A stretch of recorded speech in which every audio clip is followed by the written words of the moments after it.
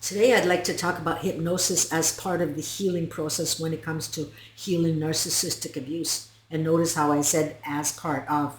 There's no magic pill or quick fix here. Otherwise, the pharmaceutical companies would be even richer than they already are. Uh, when you've been through this type of trauma, there's more than one area to deal with. A person, for example, that gets into a car accident might need a cast for a leg, but also need surgery for an organ.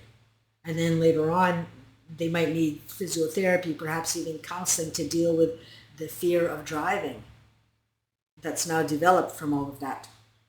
And it isn't any different for trauma. We need several modalities, if you will.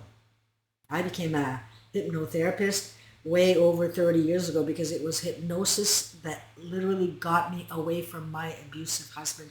I was terrified of leaving, but after 3 weeks of hypnotherapy, I was sitting in a lawyer's office excited to start my new life. Everything had changed for me. I was so impressed and amazed by that I ended up dedicating my life to hypnotherapy. And I became a therapist, but what I didn't realize though was that without doing the inner work, this would only take me so far on my journey. So we need that, but we need other stuff also. But today we're talking about hypnosis. So it wasn't more than a couple of years later when I attracted another abuser. And of course, this time I did get away, but I spent 20 years of my life by myself. I mean, I had long-term relationships, of course, but I wouldn't allow anyone to move in. That way I was in control. I had my coaching business, my house, my life on my terms, and I hadn't a clue that I still had these issues. I thought I was fine. I thought I was healed. Nobody was harming me anymore, right? Because they weren't living with me. I mean, everything was going well for me until the covert malignant stepped into my life where I agreed to have him move in. This is 20 years later. I figured I'd been so long, living by myself that maybe this time it was time for me to try that experience. Now, had I done the work all along with the hypnotherapy, I would have a different story. But no regrets though, because no matter what, hardships come with gifts if we're willing to open those gifts. Now, that being said, let's dive into what it is and how it works. And I do want to say though that if you do this work, you're going to notice changes in you, and quite fast at that. I'm talking about the hypnosis here. Your confidence levels will raise and you're going to feel hope again. So I'll be leaving you a session that you can use at the end of the video, but before you listen to it, you're going to need to understand what it is and how it works. And addendum here, I really hope some of you apply this because you're going to see some really positive changes, not only in you, but the people around you. When we want the external to change, we change the internal. Okay, so here we go. Hypnosis is not a one-time thing like most people would have you believe. The new and desired beliefs have to slowly and steadily be implemented into the subconscious mind until the new beliefs are securely attached.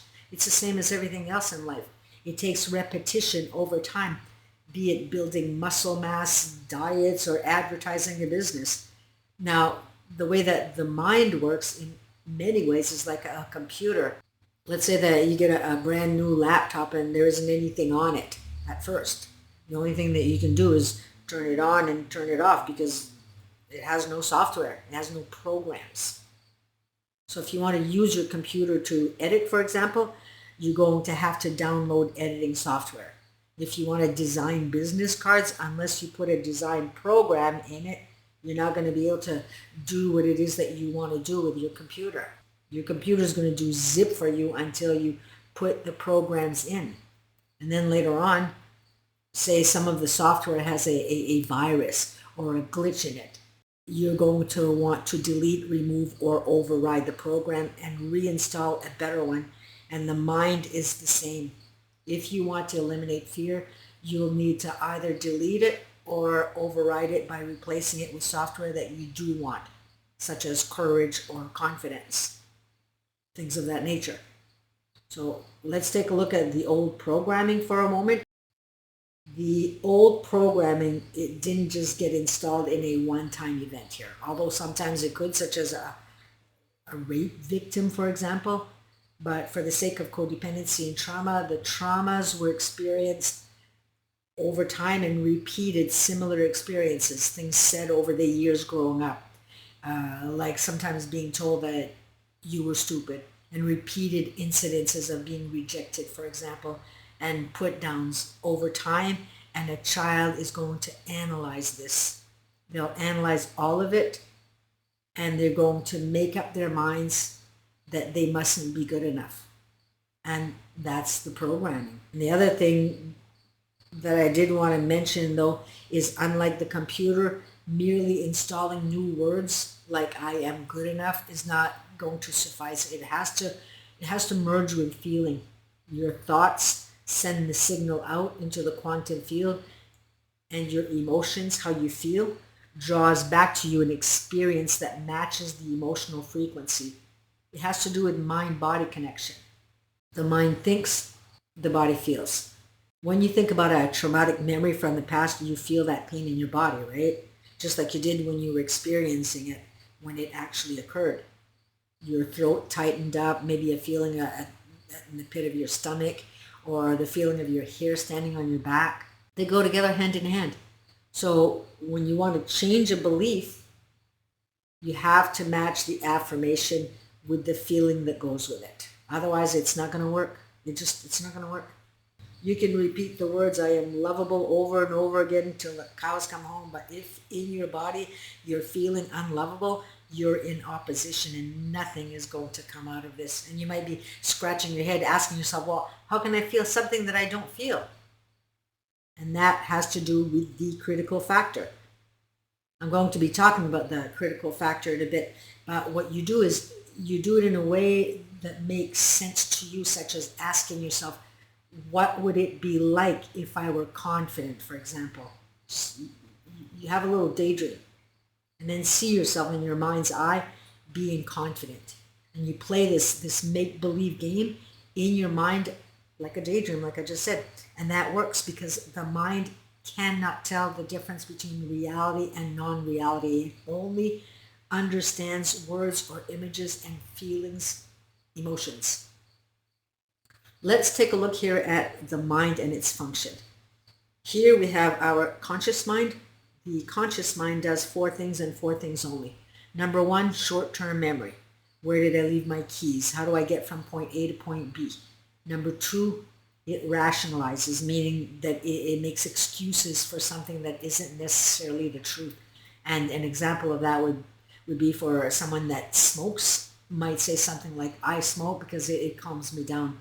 When in reality, what's calming that person down is the act of the deep inhales and exhales in the act of smoking. Number 3, it analyzes.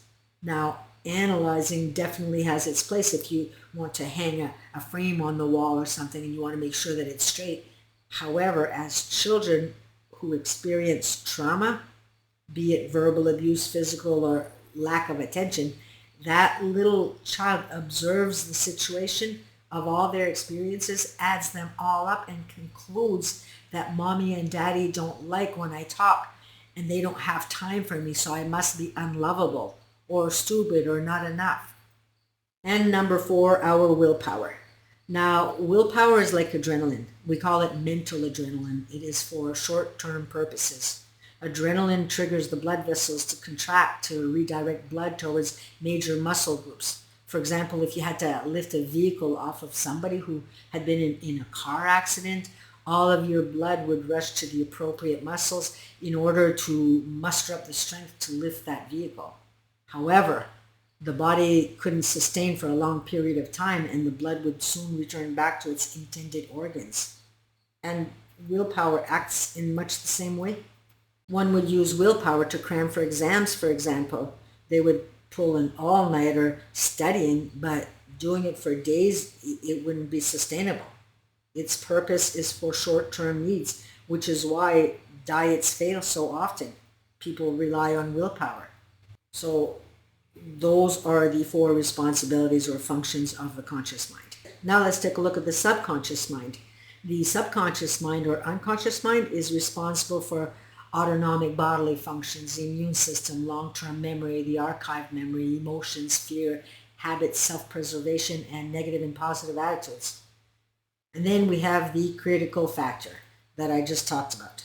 Now, the critical factor is the guard at the door that determines whether or not a suggestion is going to be filed into the subconscious mind, which is where we want to file new beliefs in order to make changes.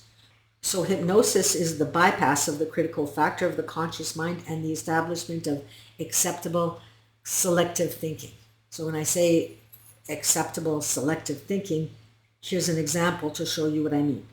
Let's say that I am extremely overweight and I look in the mirror with my new affirmation words, right? And I say to the mirror, I am thin and beautiful. I mean, what do you think is going to happen here?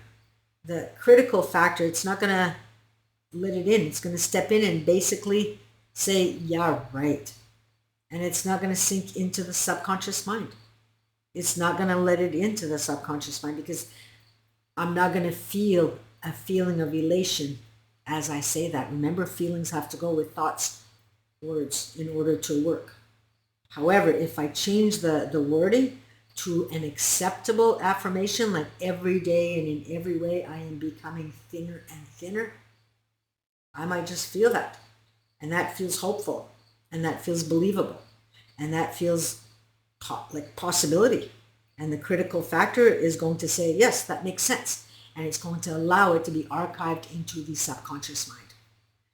And the thing is the mind can't tell the difference between reality and non-reality. It responds to thoughts and words and feelings and emotions. I think I just said that. The thought in this case is a suggestion, and the feeling is the excitement and the encouragement that you feel. That's the feeling. And then it obeys the command. Now, that being said, let's talk a little bit about how hypnosis works relative to the brain. Electrical activity emanating from the brain is displayed in the form of waves in which we call brain waves.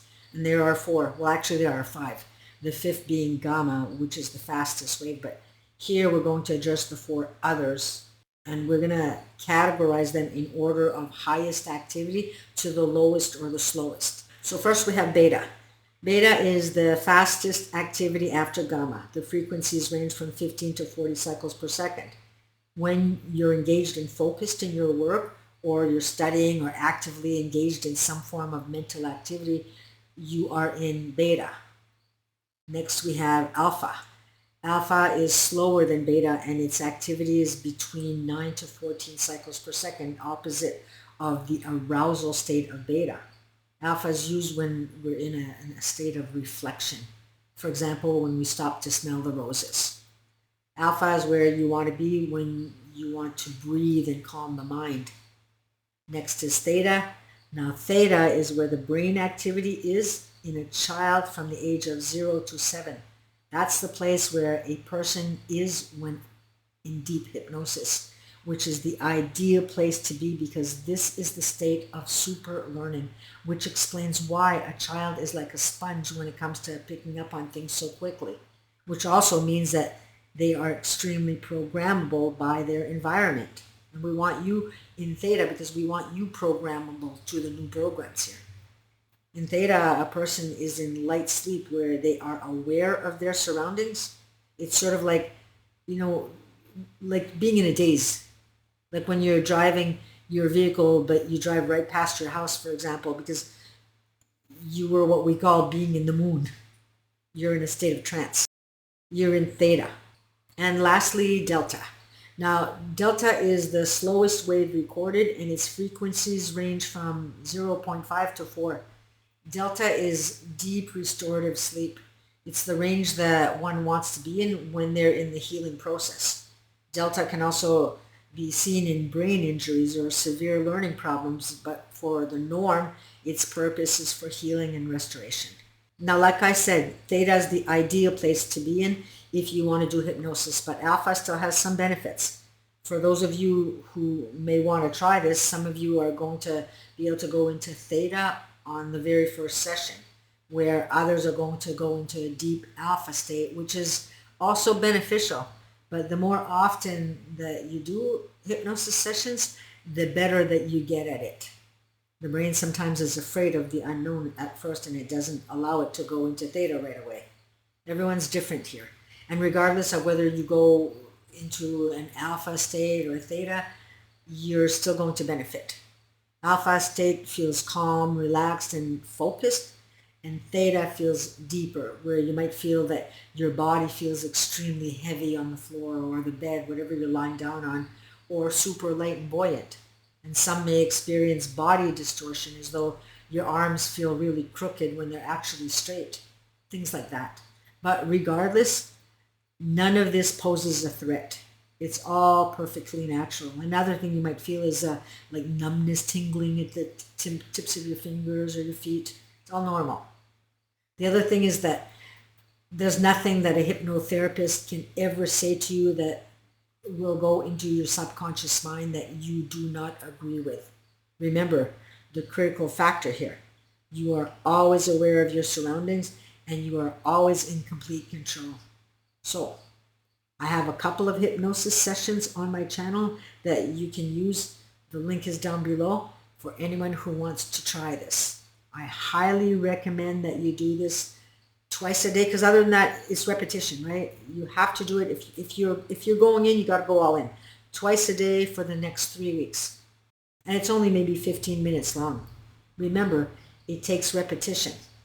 And the other thing that I want to mention is that everybody's different here with different tastes. So perhaps my voice for hypnosis is not going to be something that you can connect with. I have more of a commanding voice, and perhaps for you to relax, you might need a softer, gentler voice. And if that's the case, don't force it. You can probably find something on YouTube that works better for you. Okay, so I hope that today you've learned something here, and you may want to consider hypnosis as part of your healing journey. And like I said, it is part of. So, and it's free. So be well, and we shall see you in the next video. Bye for now.